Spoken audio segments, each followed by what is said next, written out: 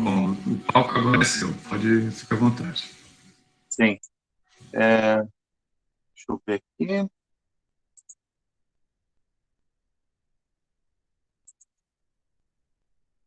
Isso.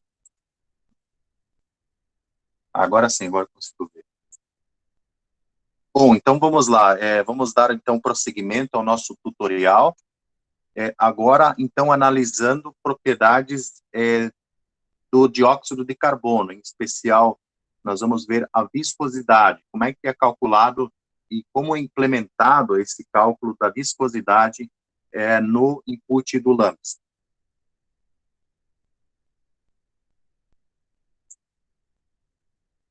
E aqui, nesse tutorial, vai ter uma coisa interessante, que é uma forma diferente de extrair as propriedades das simulações de dinâmica molecular, diretamente a partir do script do LAMPS.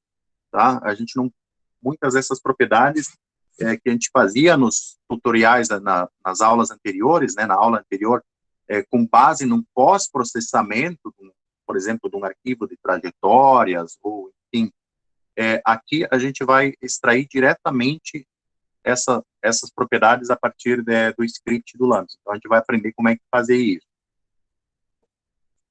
Então, basicamente, aqui, ó, nós vamos simular, né, vamos fazer uma dinâmica molecular do dióxido de carbono no estado supercrítico. Né, aqui, no caso, vamos considerar a temperatura de 373,15 Kelvin e uma pressão de 200 atm. Tá? Então, se vocês lembrarem lá o diagrama de fases, né, que o professor Caetano mostrou, essa região aqui, esses valores de temperatura e pressão vão estar naquela região chamada de supercrítica. Então aqui também vamos determinar o coeficiente de autodifusão e a distribuição radial de pares, semelhante como a gente fez na aula anterior, só que aqui a gente vai calcular isso a partir diretamente do script do LAMPS. Então vai ser um pouco mais tranquilo a gente extrair essas propriedades. E por último, então, fazer determinar a viscosidade do fluido. Tá? Não sei se vocês lembram, não sei se o professor Caetano teve algum aqui que foi nosso aluno lá no laboratório de Física A, que a gente determinou determinou, né, a viscosidade do óleo desses experimentos. Aqui a gente vai determinar uma propriedade, né, no caso do gás, só que a partir de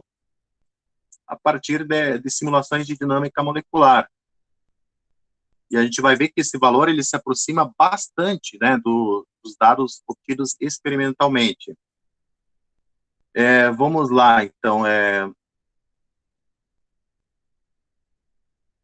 Isso, então vamos lá. Primeiro a gente vai abrir aqui o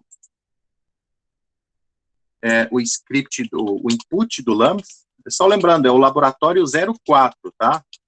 Nessa lista de diretórios que vocês têm aqui, vocês entram no laboratório 04.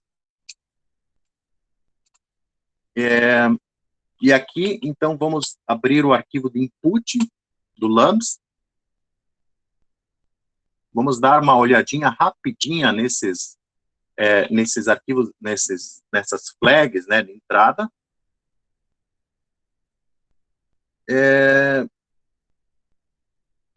Vamos lá. Aqui nesse input entra o conceito de variáveis, tá? Então, por exemplo, eu posso, em vez de, vamos supor, inserir os valores numéricos diretamente lá onde são necessários, aqui eu posso criar uma variável e usar essa variável como, né, ao longo do input do LAMPS. Então, por exemplo, a variável dt, que é o delta do tempo, né, que é usado lá na equação de integração.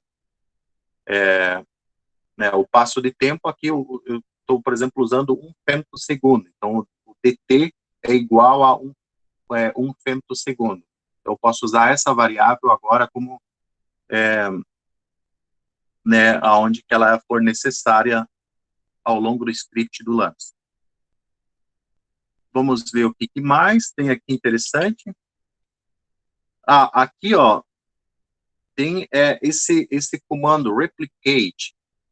E basicamente é o seguinte, não sei se vocês lembram, mas no caso da água, a gente partiu de uma molécula e com a ajuda do Paquemol nós criamos uma distribuição aleatória das posições e orientações das moléculas de água. Aqui é um pouquinho diferente, a gente não vai usar o Paquemol, mas a gente vai usar o comando replicate, que por causa dos gases, não é tão importante assim que a configuração inicial ela não seja tão próxima, né, da configuração né, você pode começar com uma distribuição, uma orientação qualquer, assim, não é tão importante como no caso da água. Então, a gente vai criar uma réplica de uma molécula de água 6 vezes na direção X, 6 vezes na direção Y e 6 vezes na direção Z. Certo? Então, obviamente, aqui as orientações, todas as moléculas vão estar uma alinhada à outra, tá? Não tem uma distribuição aleatória. Todas elas vão ser, né, literalmente uma réplica.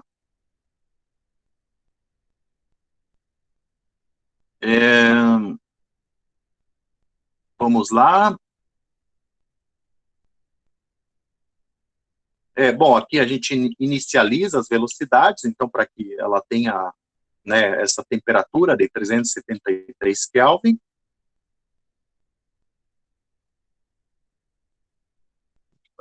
Vamos ver aqui para baixo.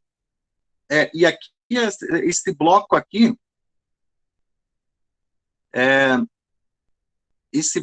ele calcula já propriedades termodinâmicas diretamente no script do LAMPS. Então, essa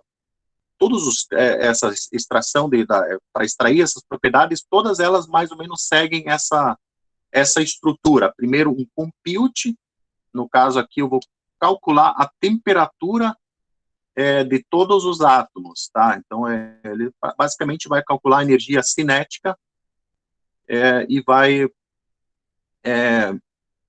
então, relacionar essa energia cinética, então, com a temperatura. Então, ele vai computar a temperatura de todos os átomos e vai colocar dentro de um vetor que chama myTemp. E depois, se a gente for aqui, ele vai usar essas informações do myTemp e vai calcular uma média temporal desses valores. Então, a cada 1000 passos, tá? A cada 1000 passos, ele vai tirar 1000 snapshots e vai calcular uma média desses 1000 snapshots a cada 1000 passos, tá? É basicamente essa informação que tem aqui. Então, a cada 1000 passos, ele vai tirar uma média dos valores né, desses 1000 passos e vai colocar essa informação dentro de um arquivo, que no caso aqui é esse arquivo aqui, tá? Ele vai armazenar essas informações termodinâmicas dentro desse arquivo. No caso aqui, só a temperatura.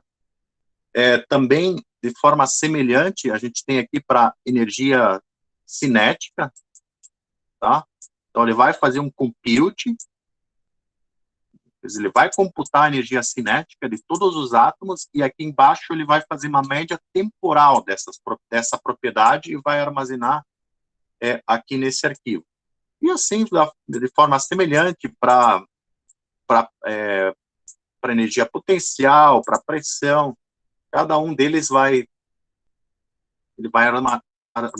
armazenar em um arquivo, tá? Então, esse é o jeito de você né, calcular, extrair propriedades termodinâmicas diretamente no script, no interior do script do LAMPS, tá?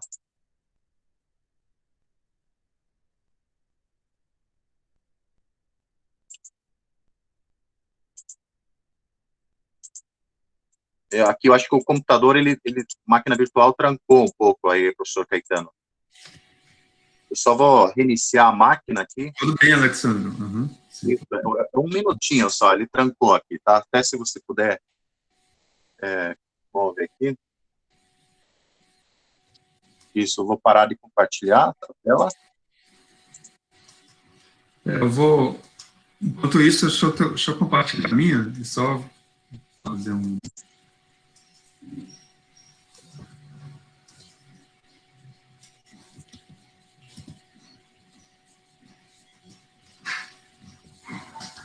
Então, nessa prática, a gente vai estar, como o Alexandre havia comentado, né, vamos estar explorando as propriedades do fluido supercrítico, e a ideia é que vocês possam estar, primeiro, reproduzindo dentro da temperatura e pressão que o Alexandre havia colocado, mas que depois cada um possa escolher um outro ponto de temperatura e pressão. A gente pode ver o número de pessoas, talvez o ideal seria a gente ver o efeito, por exemplo, da pressão, né? A gente vai para uma determinada temperatura, caminhar ao longo da pressão, né? E verificar como muda, por exemplo, a densidade do fluido ou a difusão, né, o coeficiente de difusão desse sistema. Bem como, que eu acho que é importante voltar a realçar, a questão das propriedades da viscosidade, né, que é o que vai ser explorado. Então, o que vai ser feito é a função de correlação desse tensor de estresse, né? E a partir disso, a gente vai estar determinando quem seria a viscosidade do sistema para uma determinada temperatura e pressão. Então, ao final, o que a gente vai querer, caminhando dentro do diagrama de fases, a mesma temperatura, mas pressões distintas, né, a gente olhar como é que, qual é o efeito, né, nas propriedades de transporte e nas propriedades de viscosidade aí desse sistema, né.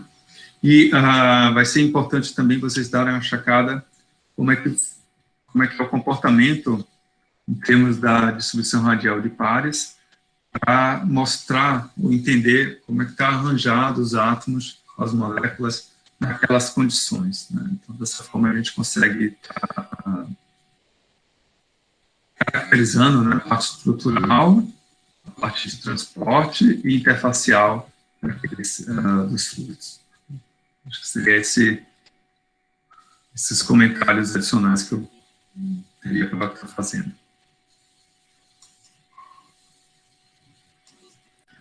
Maravilha. Professor, eu aqui eu reiniciei a máquina, tá? Perfeito. Pode estar nas suas mãos. Maravilha. Vamos lá, então. Isso, então, desculpe aí pelo transtorno. A máquina já está funcionando. Então, só vamos voltar aqui à explicação, certo, do input do LAMS. Quer dizer, aqui eu expliquei como extrair as propriedades termodinâmicas, e a próxima etapa aqui é como tirar o GDR, extrair o GDR diretamente do input do LAMS. Tá?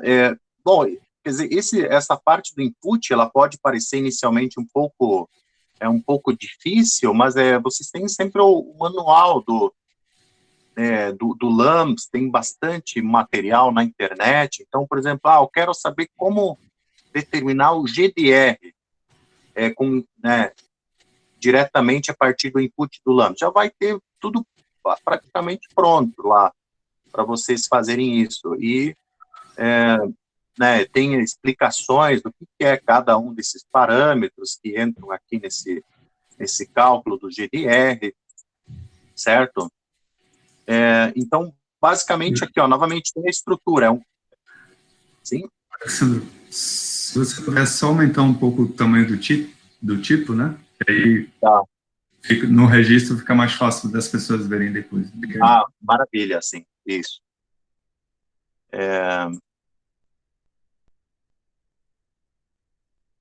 Isso, assim fica bom. Então, novamente, tem essa estrutura do compute, que calcula a propriedade, e depois esse fix, que faz uma média temporal dessa propriedade. Então, no caso do GDR, aqui esse 400, ele significa o seguinte, né, ele divide né, ele a partir de uma molécula de CO2, ele olha as moléculas que estão ao redor, né, de cada uma das moléculas. Então, ele divide, no caso aqui, o raio de corte, né, até a separação máxima, o raio máximo que ele vai, é o raio de corte do potencial de Lennard-Jones, que aqui no caso é 10 angstrom. Então, ele divide 10 angstrom em 400 bins, tá? É isso que diz esse número. Então, 10 angstrom, que é o raio de corte, o raio máximo que ele vai nesse cálculo do GDR, ele divide ele em 400 partições, 400 bins, tá? E esses outros dois números significam o seguinte: eu quero, por exemplo, o GDR entre o átomo de carbono, no caso aqui, o átomo de carbono de uma molécula e o átomo de carbono das moléculas vizinhas. Ou, no caso aqui, entre o átomo de carbono de uma molécula e o átomo de oxigênio das moléculas vizinhas, tá? Então, essa é a informação que aparece aqui nessa flag. E, posteriormente, para cada um desses casos, ele faz a média temporal dessa propriedade e escreve aqui no arquivo GDR, né, -cc e o outro caso também aqui no GDR-co.dat. E de forma semelhante ao cálculo do GDR, ele pode também calcular o coeficiente de autodifusão, e aqui no caso ele calcula o mean square displacement, e o cálculo de autodifusão ele faz a partir do ajuste, certo, do MSD, função do tempo, que a gente já vai ver como é que é feito isso a partir do script, do GNU-plot, tudo bem? E, por fim, aqui tem o bloco do cálculo da viscosidade. Então, lembrando, aqui como é calculado a viscosidade, né, nessa equação que o professor recém mostrou aí para a gente, novamente, você tem, novamente, essa relação de Green cubo,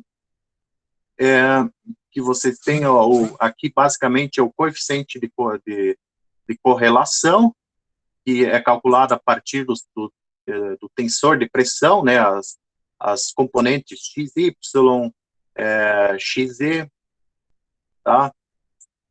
Dessas componentes fora da diagonal principal, do tensor de pressão. E é feita, então, essa integral. Só que essa integral, toda essa conta aqui, ó, ela está implementada nesse bloco. Tá? Então, primeiramente, ele cria uma variável, que é o PXY, que é o tensor de pressão, né, a componente XY desse tensor. Depois você tem a componente XZ e YZ. Aqui a variável volume, que é extraída aqui né, a partir dessa variável do LAMPS. E né, nessas próximas linhas, ele basicamente faz essa integral aqui, tá? E ele faz essa conta. Então, aqui também tem uma parte aqui que ele faz a conversão das unidades, né? Então, para ele sair, a viscosidade sair com as unidades corretas, né? Que são geralmente encontradas na literatura, ele tem essa variável aí que faz a conversão das unidades. Tudo bem? Então, basicamente, aqui nessa região são feitas, né, as integrais. E no final, né, da conta, ele mostra, então, a viscosidade final, né, nessa unidade aqui, que geralmente é encontrada na literatura. Tudo bem? né? E esse valor vocês podem comparar com dados experimentais, né? Para muitos gases, vocês encontram né, diversas propriedades nessa tabela, que chama tabela NIST. Então, se vocês querem saber a viscosidade da fase pura, né, do dióxido de carbono, tal temperatura, em tal pressão, vocês encontram essa informação nessa tabela NIST, que vocês têm a referência aqui no tutorial. Tudo bem? Então, vamos voltar aqui, ó. A gente, então, já viu os detalhes do input do LAMMPS. Vocês vão rodar ele novamente, vocês podem usar né, os recursos para rodar em paralelo essa conta. Ela novamente vai demorar um pouco, algumas horas, que vocês vão poder fazer em casa, né, durante a semana. Vocês vão rodar o LAMMPS e né, posteriormente vocês vão representar graficamente esses dados. Então, aqui, por exemplo, vamos ver a questão da temperatura, tá? Lembrando que lá no input do LAMMPS, a gente viu que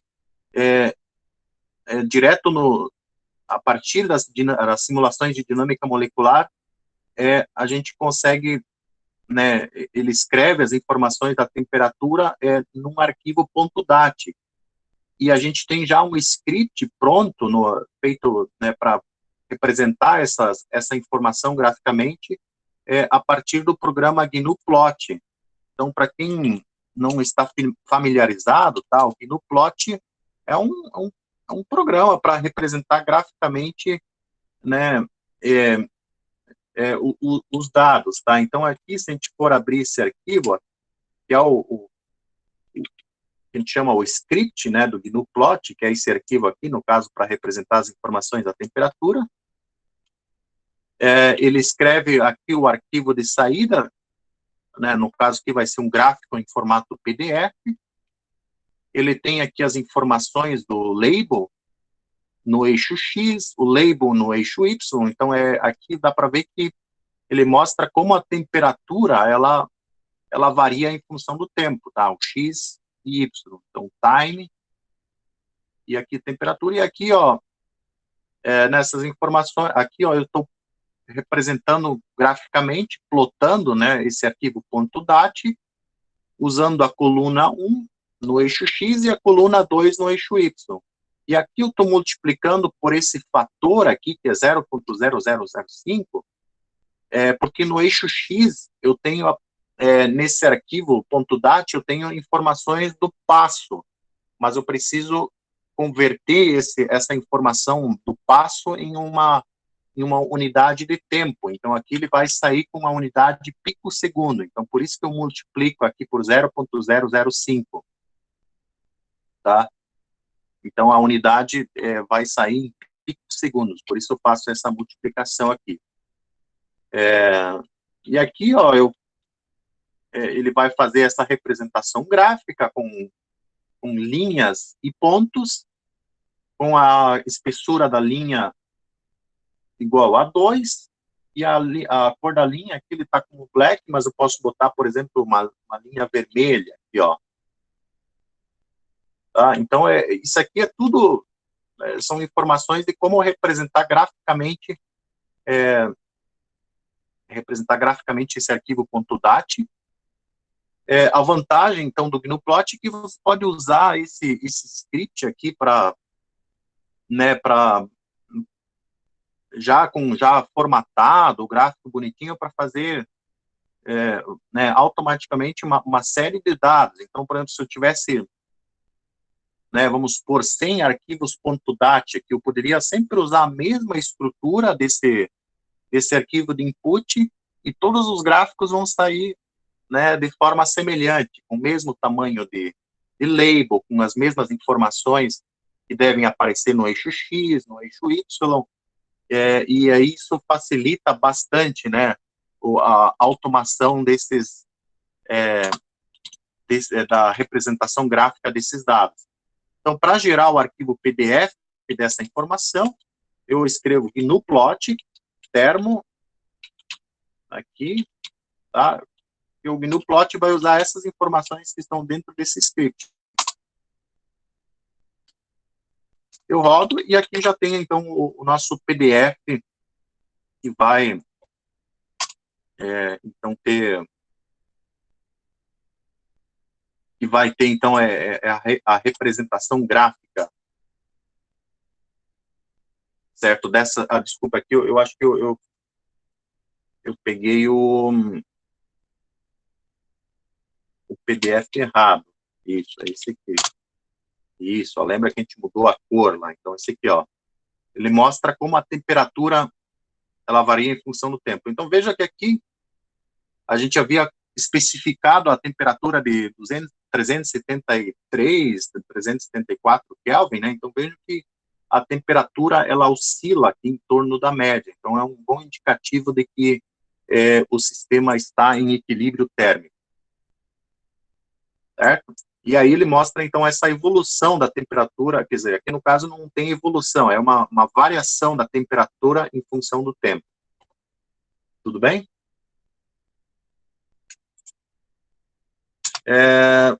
A mesma coisa para o GDR, tá? Aqui vocês têm, então, um script já pronto para representar esses arquivos .gps, são os scripts para representar graficamente as informações do GDR. Então, se você der um GNU-plot e o script, já tem aqui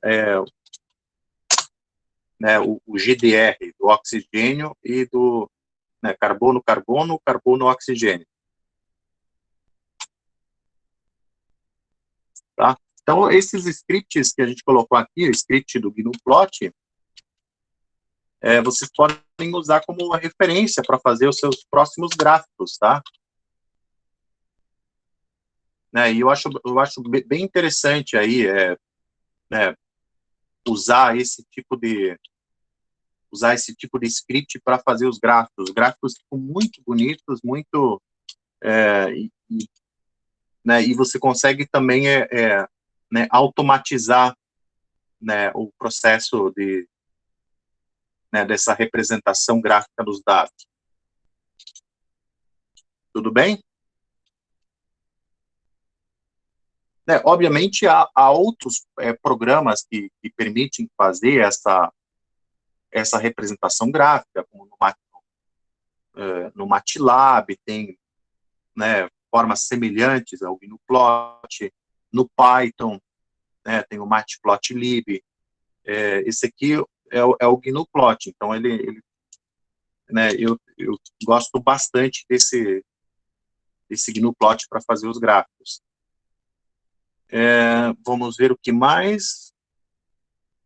Então, assim, para cada uma dessas propriedades, eu quero ver a pressão, vai ter um script lá nesse diretório para vocês gerarem o PDF com o gráfico daquela propriedade. Então, vocês têm as energias, pressão, temperatura, também isso. Aqui no caso, vamos fazer aqui da autodifusão. Então, aqui para fazer o cálculo da autodifusão, também tem um script do GNU-plot, que é esse MSD. Bom, vamos primeiro ver esse script aqui, ó. Aqui, esse script, ele, além de fazer a representação gráfica, ele também faz o fit, tá? O fit do mean square displacement para determinar a autodifusão. Então, lembrando que a autodifusão, ela é o coeficiente angular do mean square displacement, certo? Então, essa parte aqui do script faz esse ajuste linear desses dados aqui e já, né, coloca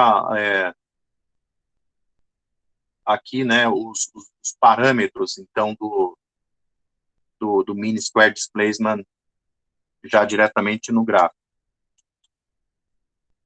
Então, se a gente der um GNU-plot, ele coloca aqui na tela. Então, aqui a gente tem os valores né, os parâmetros do FIT, eles aparecem aqui na tela.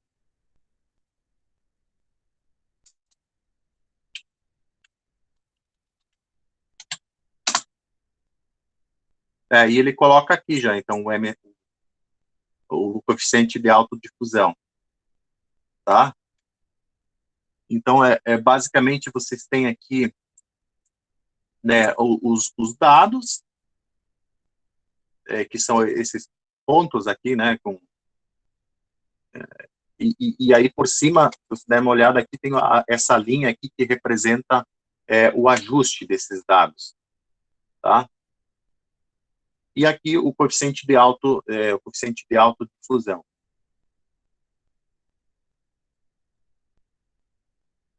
Muito mais prático do que, né, como a gente viu na aula passada, né, que a gente fez esse cálculo a partir do kit plot. Então, aqui a gente já obtém né, diretamente essa informação a partir, usando, né, então, o GNU plot. E o GDR também, né, o GDR, como é que nós havíamos feito na aula passada? A gente usou o VMD, a partir de um arquivo de trajetórias, tá? O arquivo de trajetórias, em geral, esse é um sistema que envolve muitos átomos, com poucos snapshots, você já tem um arquivo gigantesco, né, que pode chegar a giga, centenas de giga, e aí, quer dizer, dependendo do sistema, isso pode ser um problema, se você não tiver muito HD disponível, enfim. E aí, desse jeito, você economiza esse espaço em disco, uma vez que ele calcula diretamente essa propriedade a partir, quer dizer, durante as simulações, tá? Não é um pós-processamento, nesse caso, o cálculo de GDR, ele faz diretamente durante as simulações de dinâmica molecular. Então, aqui a gente já viu, então, então essa vantagem, né, em algumas situações pode realmente ser vantajosa, então, extrair essas propriedades diretamente da simulação. A gente viu um pouco do GNU plot, tá? Vocês podem continuar estudando, né, esses inputs do GNU plot e podem, né, usar isso para a vida de vocês, né, essa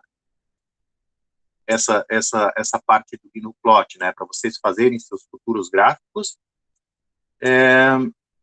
E aqui, então, por último, né, que eu teria para falar para vocês é esse cálculo aqui da viscosidade, como o professor Caetano explicou muito bem, né, como é calculado a viscosidade a partir da formulação de Green cubo, e eu mostrei aqui como implementar essa equação dentro do script do LAMMPS, tá? Então, vocês podem revisar essa parte, ver como isso é implementado, como é feita essa integral lá, diretamente do LAMMPS, e vocês vão, né, obviamente, tem muitos detalhes técnicos, né, por trás desse cálculo, né, né, nessa formulação de Green cubo, envolve, por exemplo, a escolha das janelas de tempo adequadas para fazer esse cálculo, tem também um conhecimento do tempo de correlação dessa dinâmica, então tem que fazer vários testes para conseguir, então, fazer um cálculo, uma boa predição da viscosidade do fluido. E muitas dessas informações vocês encontram nesse artigo aqui que eu deixei a referência para vocês, se vocês se interessarem mais, tá, em conhecer um pouco desses detalhes técnicos da simulação, vocês podem acessar, então, essa referência aqui.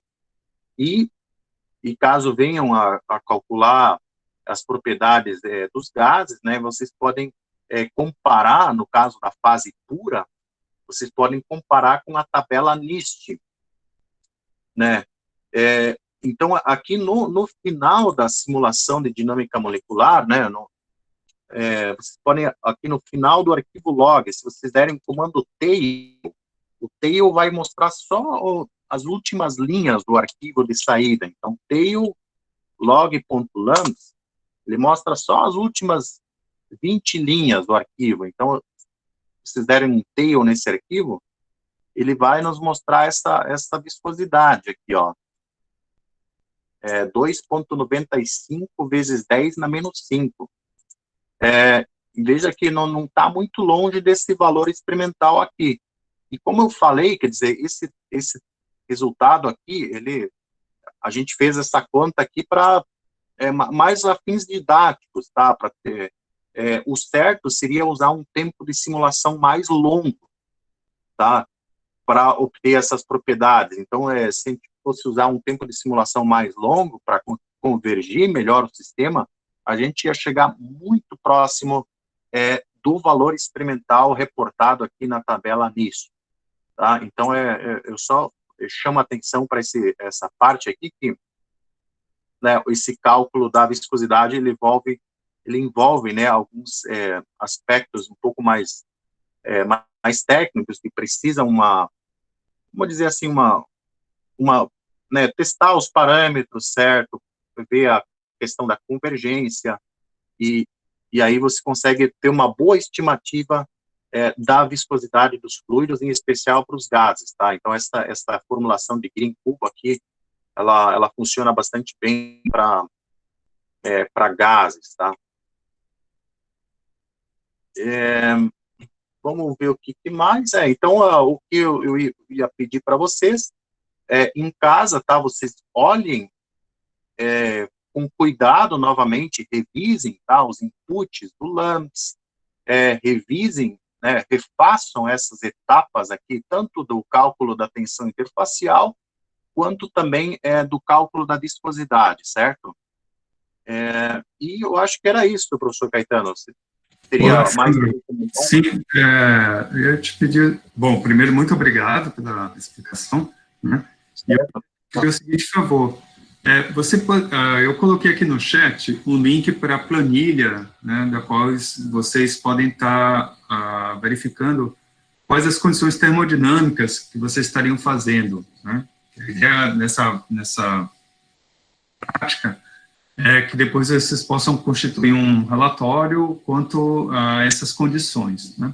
E aí, se você pudesse nos mostrar, Alexandro, dentro dos arquivos de input do LAMMPS, onde é que eles poderiam estar modificando a questão da temperatura e da pressão. Acho que a ideia aqui é a gente manter, talvez, a mesma temperatura, né? E poder estar varrendo a pressão. Se você puder dar uma mostrada nos inputs, o que é necessário para eles estarem alterando.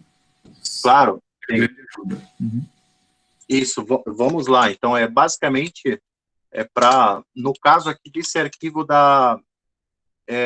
do cálculo da viscosidade do dióxido de carbono, vocês vão acessar o arquivo in.lamps, e se vocês vierem aqui, sempre que tiver, vamos ver, sempre que tiver, por exemplo, esse fix NPT ou NPT, aqui, ó, nessa etapa aqui, ó, NPT, primeiro vai ter a informação da temperatura, então, temperatura inicial e temperatura final, então, 373,15 e 373,15, é a temperatura inicial e final. E depois aqui, a pressão inicial e a pressão final. Então, como a gente está determinando propriedade de equilíbrio, a temperatura inicial e as condições termodinâmicas iniciais e finais, aqui elas vão ser as mesmas. Então, é aqui que você vai alterar, você vai mudar a temperatura, sempre deixando esses dois valores iguais, e a pressão, tá? Então, nesse caso, neste arquivo de input, eu acho que é somente aqui. Aqui tem o ensemble NVT, tá? Então, aqui também aparece, aqui no caso, só informações da temperatura. Vocês vão poder alterar aqui. né? Essa aqui é a fase de equilibração. Lembra que tem sempre a fase de equilibração e a fase de produção. Então, vocês sempre vão procurar por esses ensembles, tá? O NPT, NVE, e vão alterar essas informações lá. No caso da interface, que é o Lab03, vamos ver aqui o input. Só confirmando, a unidade de pressão que aparece ali é em atmosferas, né? ATM. Temperatura Kelvin e pressão em ATM. Vamos ver aqui nesse input da interface. Aqui também vai ter o ensemble NVT, então aqui neste caso da interface a gente escolheu a temperatura de 300 Kelvin. E aqui na fase de equilibração, no ensemble NPT também aparece 300, e aqui a pressão, 1 atm e 1 atm. Então, sempre que aparecer essa parte aqui do fix, o fix é alguma coisa NVT, NVE, aí vocês vão alterar as informações de temperatura e pressão. Tudo bem? Perfeito, Alex. Eu só vou compartilhar aqui na tela, só para explicar para eles. Tá, eu vou parar aqui a... Tá bom? Isso aí. Vamos lá.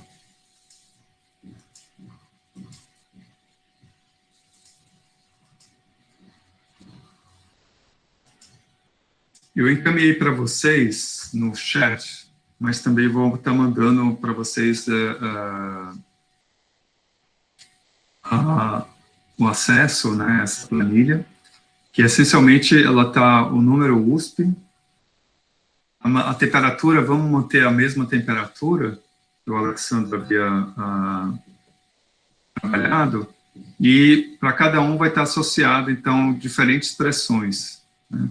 Então, note que alguns desses casos, por causa do CO2, possa ser que você esteja no regime de gás, ou no regime supercrítico, ou mesmo no regime líquido, tá? Então, dada essa temperatura aqui que a gente havia escolhido. Então, qual que é a ideia? Que durante o processo, vocês sejam capazes de estar determinando quem é a densidade, né, o volume de equilíbrio com aquela temperatura, aquela pressão e temperatura, o valor da viscosidade, aquele exercício que o Alexandre havia feito, e o coeficiente de difusão. Então, com isso, vocês têm acesso, né, a gente vai estar obtendo essas várias propriedades termodinâmicas, e a gente vai fazer um estudo de como é que essas propriedades variam em função da pressão, né? Qual que é a ideia da proposta que eu vou também encaminhar nessa mensagem, que é que vocês vai fazer parte da avaliação dessa parte da dinâmica molecular, que seria um relatório quanto a essa simulação, né, onde vocês podem estar reportando os vários gráficos e interpretando e discutindo sobre esses resultados. Bem? Então, a ideia é que isso sirva de uma forma coletiva, a gente poder estar explorando o diagrama de fases do CO2 e, ao mesmo tempo, também permitindo que vocês possam ver na prática, né, o que é que acontece com... Vou compartilhar para todo mundo.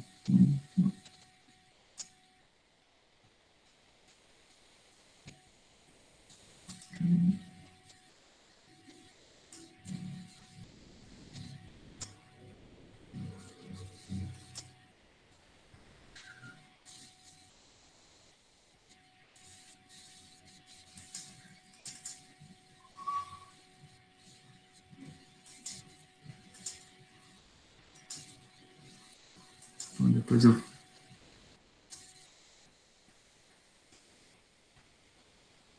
Quero ver se eu tentava...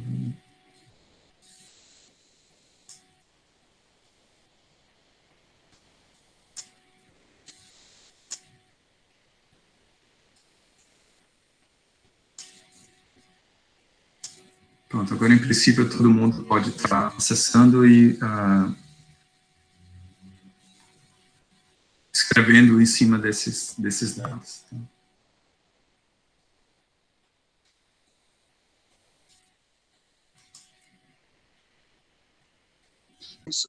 Só fazendo um último comentário ainda. Por favor, Alexandre, fique à vontade. Nesse arquivo que é de saída do LAMS, do cálculo da viscosidade, uma das colunas lá no arquivo de log, tá, ele tem as informações da densidade. Então, eu não mostrei aqui, mas vocês podem checar essa densidade, tá? Como é que essa densidade ela oscila, né, em torno da média, e vocês podem né, olhar como comparar essa densidade com aquilo que vocês encontram na tabela NIST.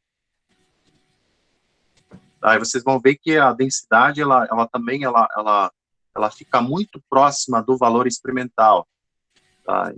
Então, nesse arquivo de log que vocês encontram, então, a densidade para preencher essa tabela aí, que o professor Caetano compartilhou com a gente.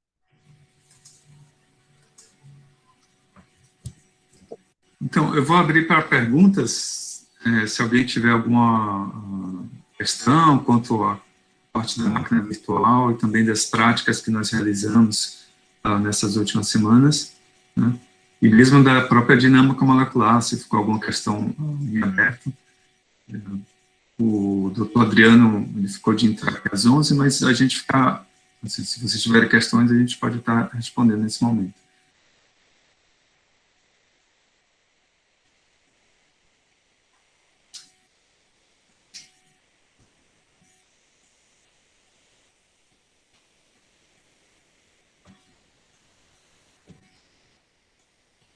Eu só coloquei as pessoas que estavam dentro da nossa lista que estão oficialmente matriculados, né? Mas eu sei que algumas pessoas estão como ouvintes. Se vocês quiserem estar contribuindo também, pode pegar colocar o número USP, né? E colocar mais outros valores.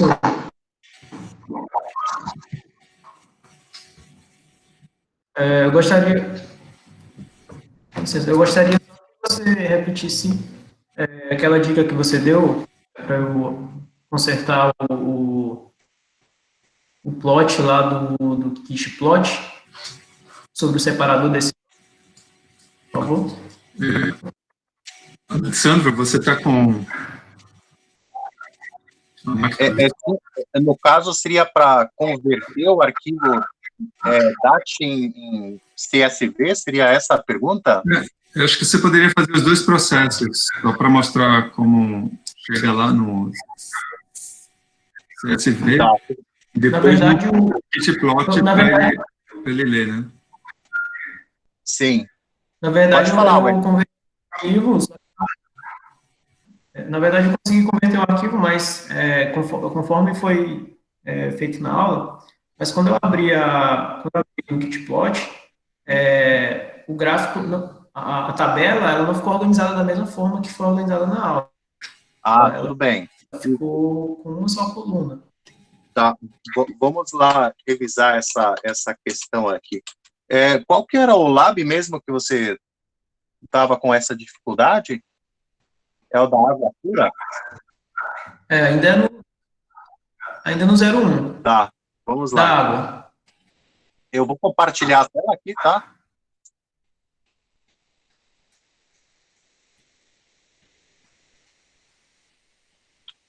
Isso, vamos lá, então, refazer essa parte aqui para... porque eu acho que teve mais gente que teve dificuldade nessa parte aí, se vocês puderem acompanhar, né, essa questão da conversão dos arquivos. Vamos aqui, ó, primeiro a questão a partir do arquivo log do LAMP, certo? Lembra que a gente fez aquela cópia, né, do log.lamps para, sei lá, vou fazer aqui, copiar ele para o teste.dat, tá? Fazer uma cópia com esse nome, teste.dat. Vocês lembram que a gente havia deletado as informações aqui que elas não são importantes. Então, aqui para cima, ó, a gente só deixa esse bloco aqui com as informações termodinâmicas. Em especial, o último bloco, tá, que tem a parte de produção. Então, como é que a gente faz, né? A gente, você pode fazer isso no Edit, naquele programa naquele com interface gráfica, basicamente deletar o que tiver abaixo do bloco. Então, aqui no VI eu faço isso D, Shift G, que ele deleta tudo que tiver aqui para baixo.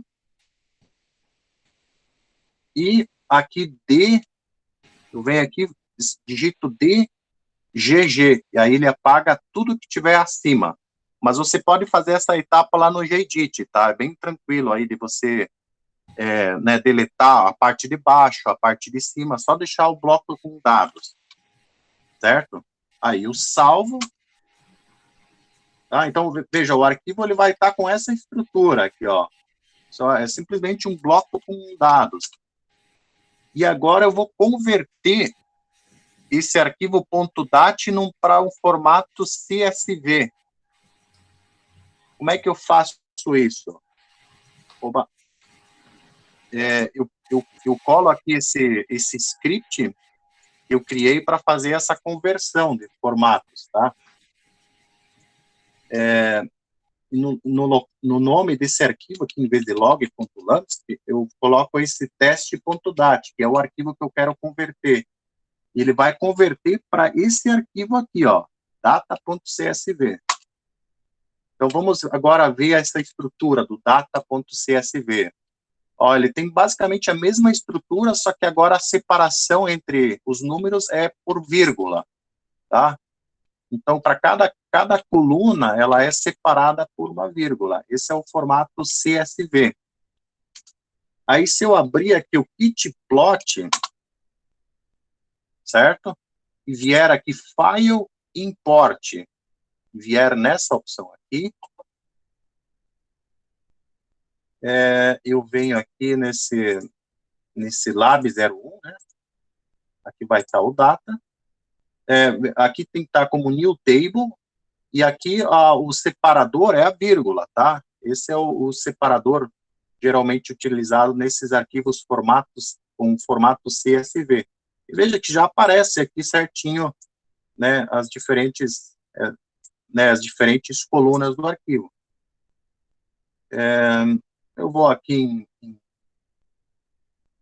em Open, e aparece aqui já, então, as informações corretamente, cada coluna na sua devida coluna. Tá? E agora, para representar graficamente, eu, por exemplo, seleciono, vamos supor aqui, o X em função dessa coluna aqui, ó. Esse é meu Y. Então, vou aqui em plot, e aparece, então, a evolução da densidade em função do tempo.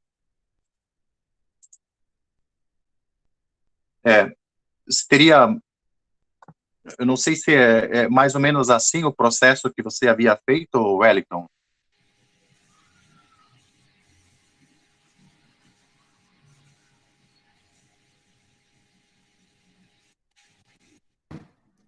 Sim, professor. Eu tinha feito exatamente isso, só que eu não fiz a mudança do separador decimal, não. Ah, entendi. Era exatamente que eu não sabia como fazer isso no Kitplot, né? Que é um programa que eu nunca usei, na verdade. Sim, sim. E aí eu tentei fazer isso, mas não estava conseguindo. Foi exatamente isso. Tá, perfeito. Às vezes pode ter uma incompatibilidade com a linguagem, então ele entende que a vírgula é um separador decimal, talvez, alguma coisa assim, né? Então, você usa como referência ao português, né? Isso. O que a gente tem no Brasil, o que é ponto seria vírgula, e pode ser uma certa confusão aí, entendi. Mas tem, por exemplo, tem esse negócio aqui de omitir o separador de milhar, tá? Isso pode... que mais aqui? Aqui, ó, a questão da configuração dos números aqui, isso aqui pode talvez, sei lá, tentar configurar alguma coisa nesse sentido. Tem também alguma coisa aqui em preferências, em algum lugar tem alguma coisa, esse formato numérico, ó, você pode omitir esse separador de milhar e escolher aqui o formato certo, tá, dos números, né, com base na linguagem, nas configurações locais. Tá? Se você for aqui, edite preferências, formato numérico. Tá? Tudo bem?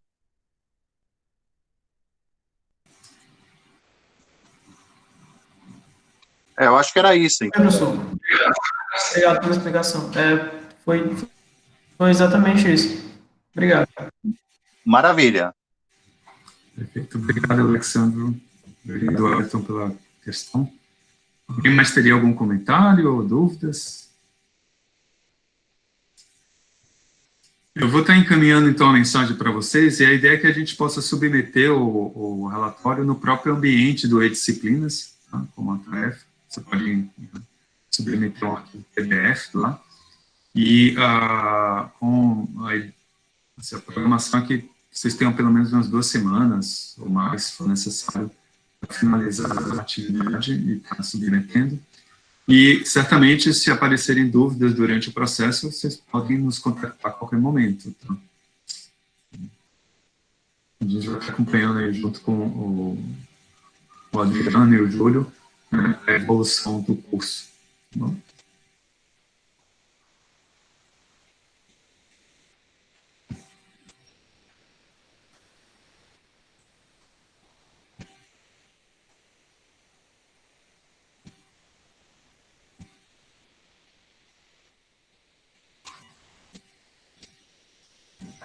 Se alguém teria mais algum comentário, dúvida.